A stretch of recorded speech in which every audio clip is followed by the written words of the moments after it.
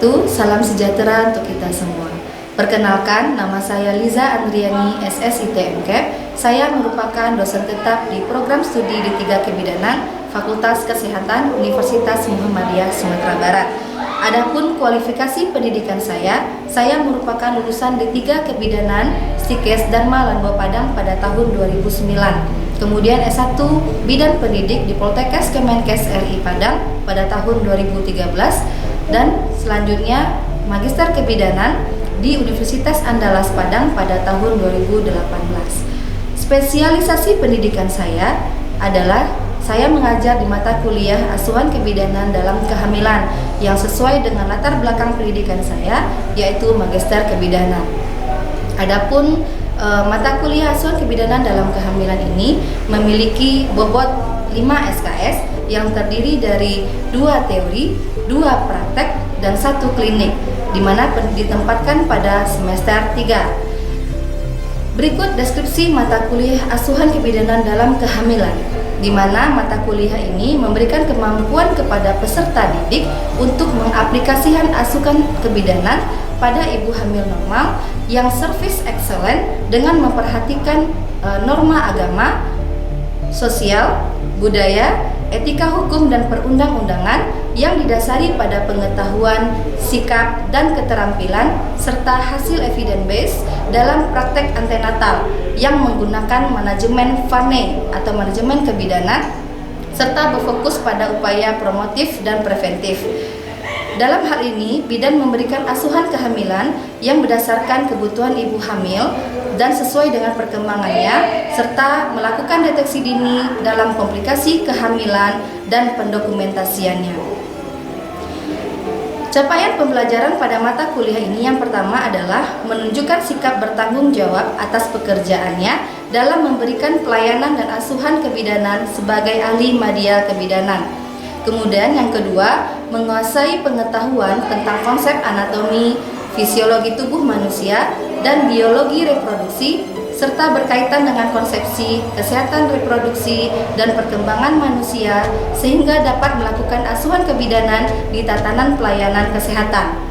Capaian pembelajaran yang ketiga, yaitu menguasai konsep sosial budaya yang berkaitan dengan siklus reproduksi perempuan sehingga dapat melakukan asuhan kebidanan di tatanan pelayanan kesehatan.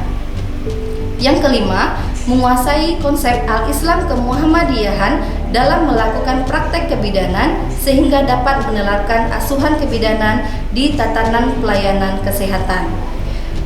Yang kelima, mampu memberikan asuhan kebidanan dasar pada kehamilan normal, deteksi dini, dan penanganan awal pada kegawat daruratan, serta rujukan dengan menggunakan manajemen kebidanan.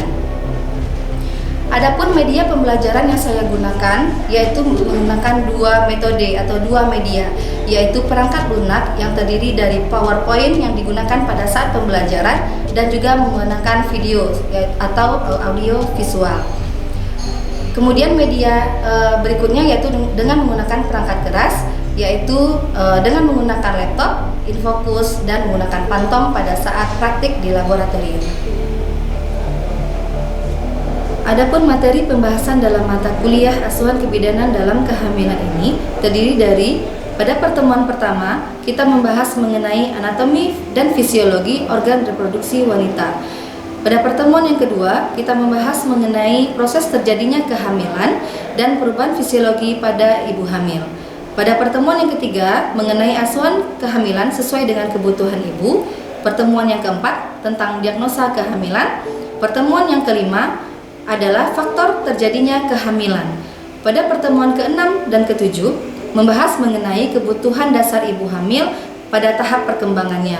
Kemudian pada pertemuan ke-8 yaitu asuhan kebidanan sesuai dengan adaptasi fisiologis, psikologis, dan patologi dalam kehamilan trimester 1. Kita lanjut pada pertemuan ke-9 sampai dengan 10 yaitu membahas mengenai asuhan kebidanan sesuai dengan tahap adaptasi fisiologis, patologis, dan psikologis pada kehamilan trimester kedua.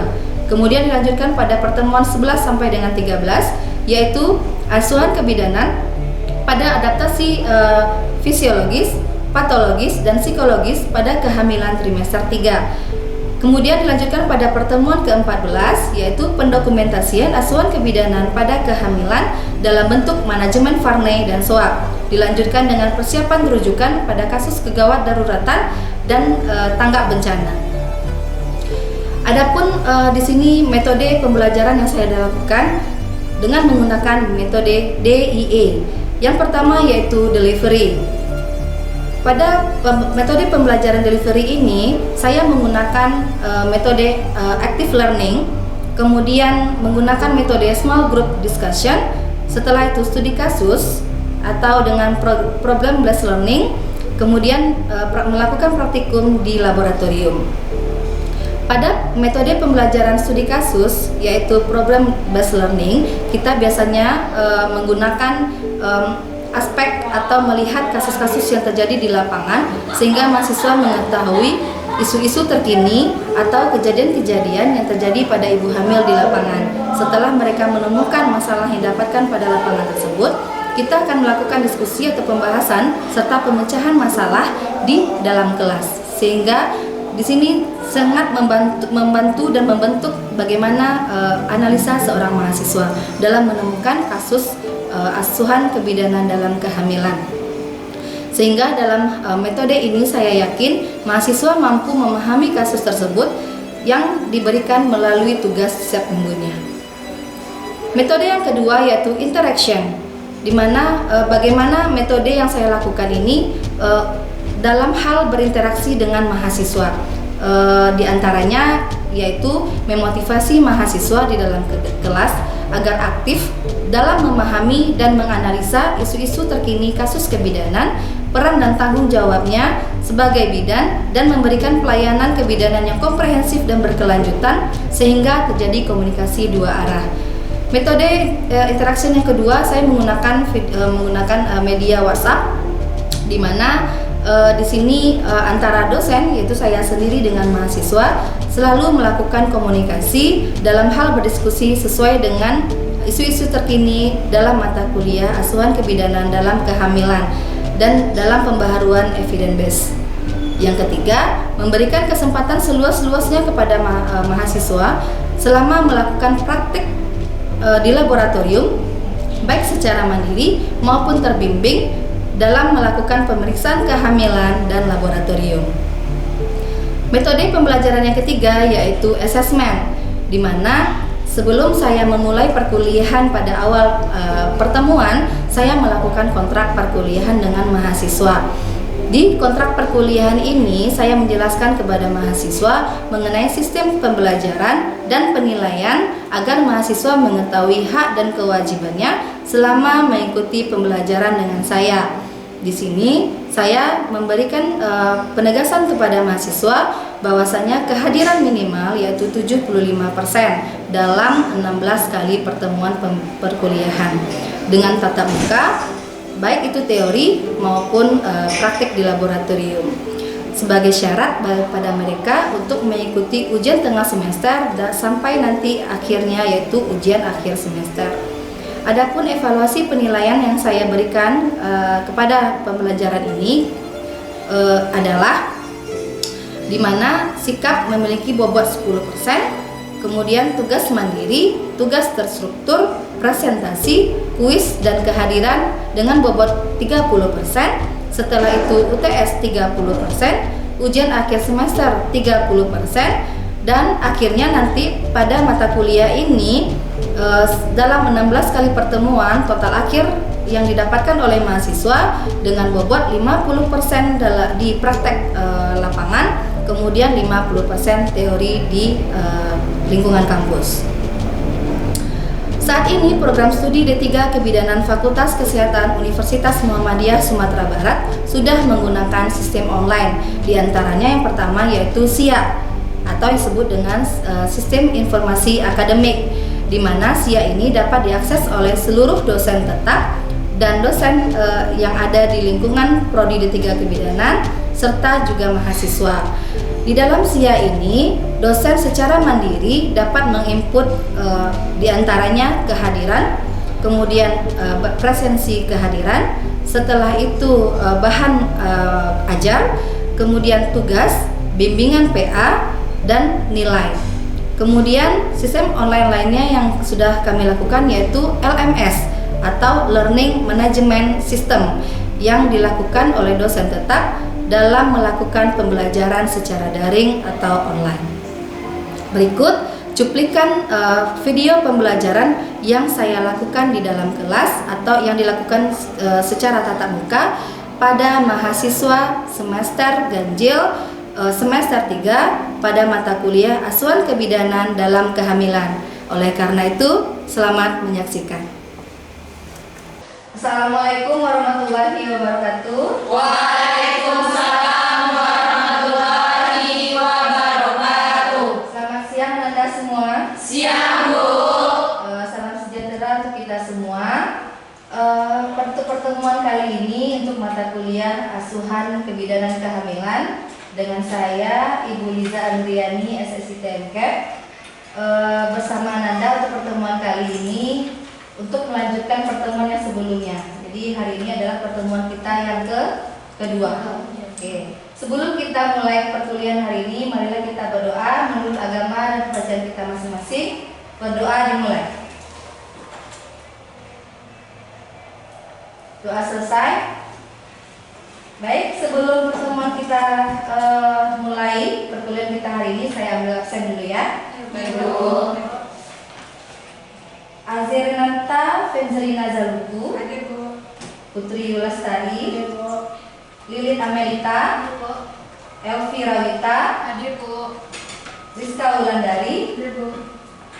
Salsabila, Hadir, Bu. Lili Ramadhani, Hadir, Bu. Anissa Aldina, Hadir, Bu. Wadif Azizah, Hadir, Bu. Luzi Diamanda, Hadir, Bu. Cantika Yolandari, Hadir, Bu. Rizda Jamila, Hadir, Bu. Vila Wahyuwandari, Hadir, Bu. Amira Khairunisa, Hadir, Bu. Yena Fitri, Hadir, Bu. Izil Izzati, Hadir, Bu. Yulia Sartika, Hadir, Bu. Duca Hertania, Hadir, Bu. Yuli Ratna Effendi. Hadir, Bu. Baik, berarti hadir semua ya? Hadir, Bu. Oke. Baik, kita mulai pertemuan kita. Pertemuan yang kedua yaitu tentang proses terjadinya kehamilan.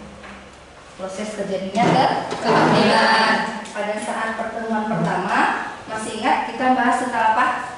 Ingat.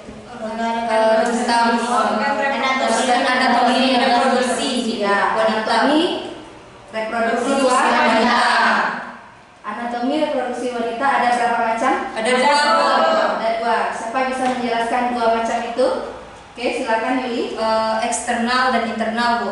Ya, kalau eksternal apa saja? Kalau eksternal pubis, Bu, labia mayora, labia minora, uretra, dan lubang vagina. Lubang vagina. Iya, Bu. Ada yang ingin melengkapi? Bu, Ya, silakan. ada yang tinggal dari Yuli, Bu. Ya. Bartolini, Bu. Kelenjar Bartolini, Bu. kelenjar Bartolini itu bagian dari alat reproduksi eksternal. Itu yang eksternal. Kemudian yang internal, siapa yang bisa menjelaskan? Ya, silakan Saudari Azhar.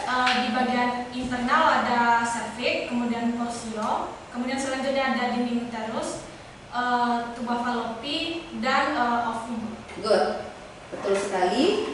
Semua itu adalah bagian dari alat reproduksi wanita, eksternal dan Internal. Nah, untuk bagian alat reproduksi itu sendiri semuanya memiliki peran dan fungsinya masing-masing. Terutama pada wanita dan memang khusus adanya memang di wanita. Dan sebagai seorang wanita memang sudah dilahirkan atau ditakdirkan oleh Allah Subhanahu wa taala untuk memiliki keturunan. Sehingga hanya pada wanitalah terjadinya proses kehamilan.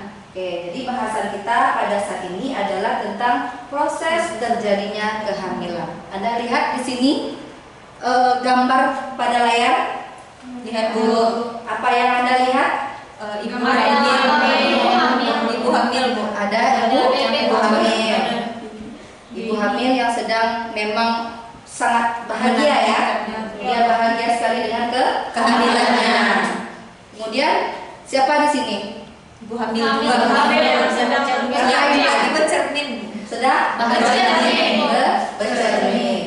Berarti ini adalah kehamilan yang diinginkan. Diinginkan.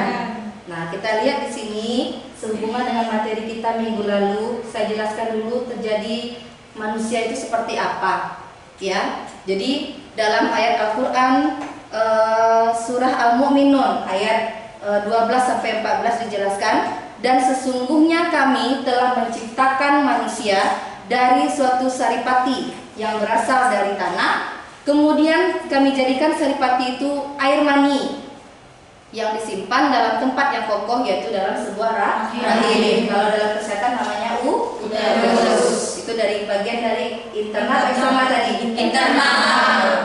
Kemudian air mani itu kami jadikan segumpal darah, lalu segumpal darah itu menjadi daging, lalu menjadi tulang belulang, dan kami bungkuslah dia dengan sebuah daging.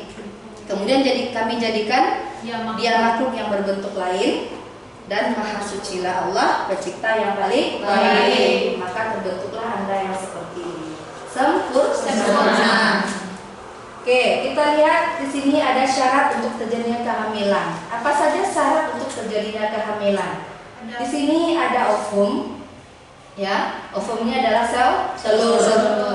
Jadi kalau kita terjadinya kehamilan itu harus ada sel ovum, kemudian ada sperma. Setelah itu ada namanya konsepsi. Konsepsi ini adalah pertemuan antara sel ovum dan sperma. Nanti kita lihat lagi. Kemudian ada implantasi, plasentasi, dan tumbuh hasil konsepsi. Kita lihat yang pertama, sel ovum. Nah, di sini ada gambar dari sel ovum. Bagaimana ada beberapa lapisan yang melindungi dari sel ovum itu sendiri. Yang pertama itu ada namanya corona radiata. Ya, sebagai pelindung awal adalah corona radiata. Kemudian disusul oleh adanya vitellus, dan ada namanya nanti zona pellucida, di mana nanti inilah bagian yang akan diusahakan oleh si sperma untuk memasuki ovum. Kemudian yang terpenting bagian intinya, sel inti namanya dengan nukleus. Nanti kita akan bahas ini. Setelah itu ada namanya sel sperma. Nah, sperma ini ada 3 bagian, ya, 3 bagian dari sperma. Yang pertama adalah kepala. Pada bagian kepala ini dia sedikit gepeng, lonjong. Setelah itu ada namanya leher, ya, dan dia juga bergabung dengan ekor. Nah, ekor ini panjangnya adalah 10 kali dari panjang ke kepala. Nah, dalam sekali ejakulasi saja laki-laki mengeluarkan sel sperma itu berjumlah 3 cc dan bertahan hidup selama 3 hari. Jadi ketika dia seorang perempuan isi sah dengan suami sah melakukan hubungan, maka keluarlah sel sperma tadi yang berjumlah dari 3 cc dan dapat bertahan selama 3 hari di dalam vagina. Nah, si ovum tadi fungsinya adalah untuk menunggu si sperma itu tadi untuk bisa saling bertemu. Kemudian konsepsi. Ini saya bilang tadi bahwasanya konsepsi itu adalah suatu peristiwa di mana terjadinya pertemuan antara sel telur dari si wanita dengan sel sperma dari si pria. Maka itu disebut dengan konsepsi.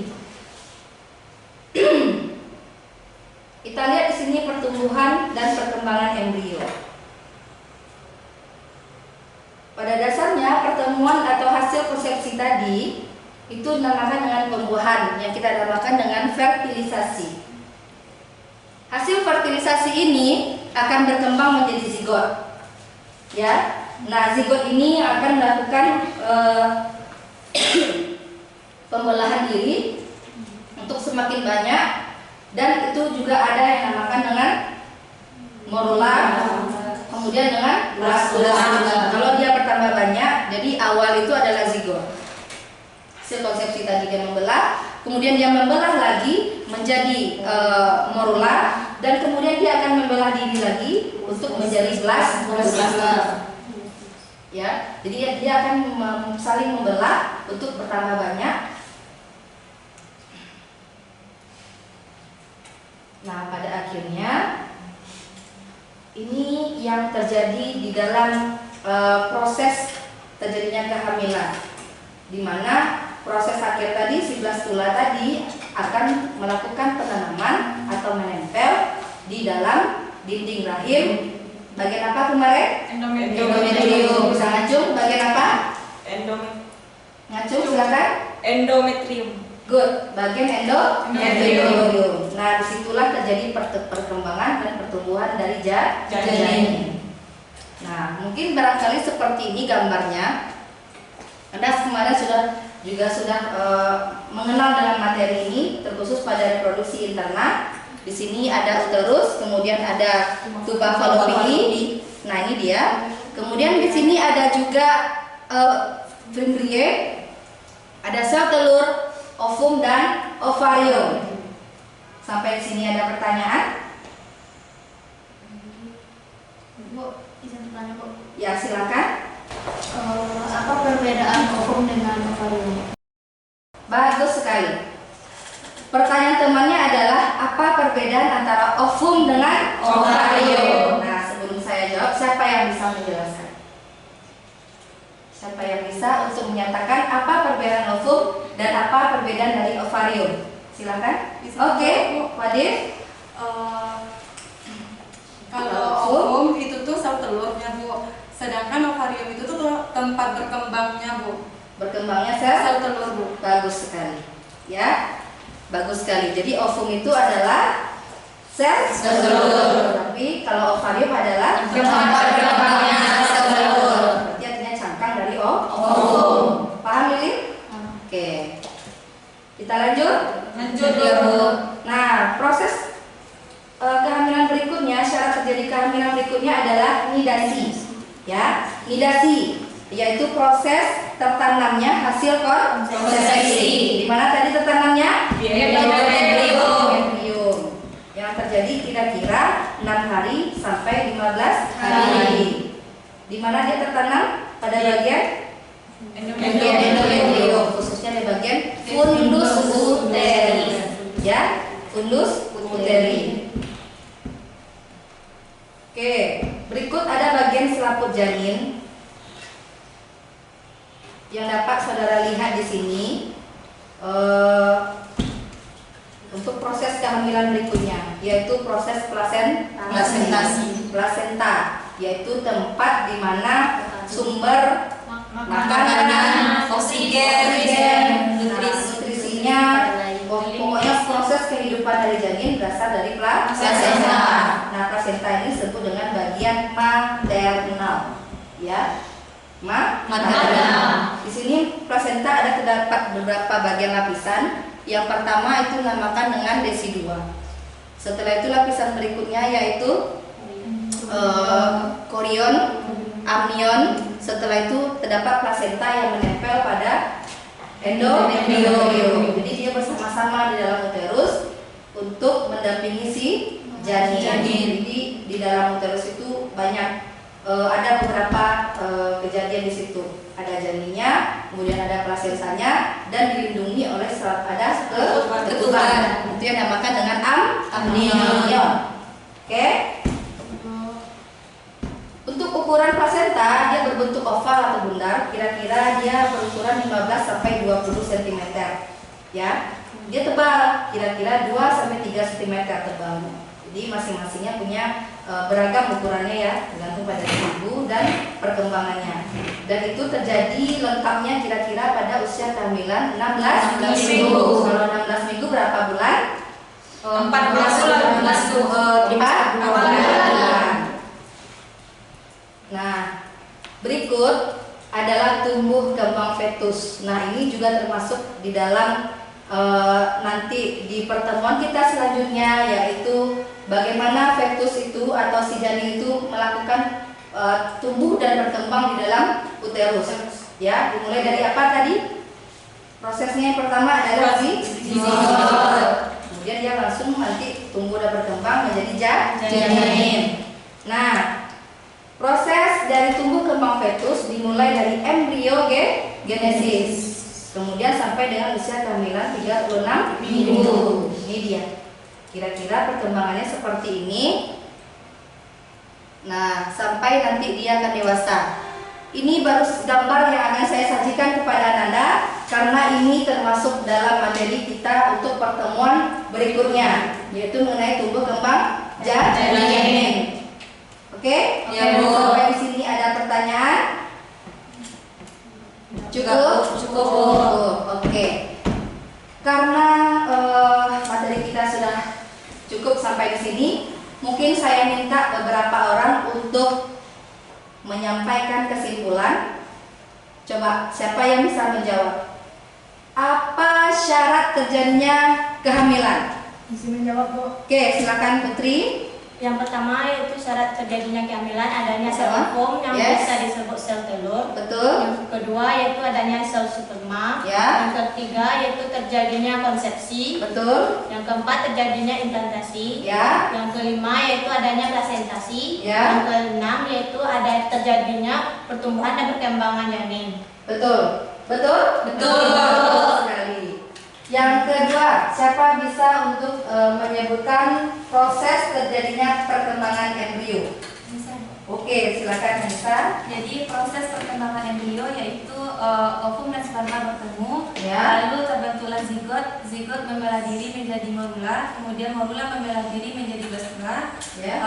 Setelah itu terjadi penanaman dan nidasi yang akan berkembang di dalam uterus, Bu.